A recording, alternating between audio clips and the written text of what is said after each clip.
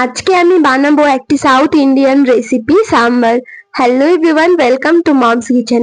এখানে আমি কিছু সবজি কেটে নিয়েছি, কিছুটা মূলো, গাজর, পেঁয়াজ, সজনের ডাঁটা আর বেগুন।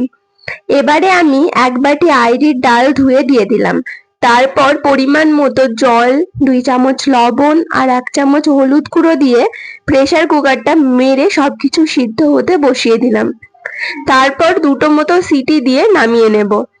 এবারে কড়াইয়ে তেল দিয়ে 2টো শুকনো লঙ্কা, কিছুটা কুচনো রসুন, 1 চামচ কালো সর্ষে আর কারি পাতা দিয়ে নাড়াচাড়া করে কিছুক্ষণ ভেজে নিয়ে সিদ্ধ করে রাখা সবজিগুলি দিয়ে দেব। তারপর তাতে সাম্বার মশলা দিয়ে দেব, দিয়ে কিছুক্ষণ নাড়াচাড়া করে 1 চামচ লঙ্কা গুঁড়ো দিয়ে কিছুক্ষণ ফুটিয়ে নেব। এবারে একটু ফুটে আসলে কিছুটা পাকা তেঁতুলের রস দিয়ে দেব। আপনারা তেঁতুলটা স্কিপ করে টমেটোও দিতে পারেন। দিয়ে আরো কিছুক্ষণ মতো ফুটিয়ে নিলেই তৈরি আমাদের রেসিপি টেস্টি টেস্টি সাম্বার। বাড়িতে অবশ্যই ট্রাই করবেন। Thank you for watching.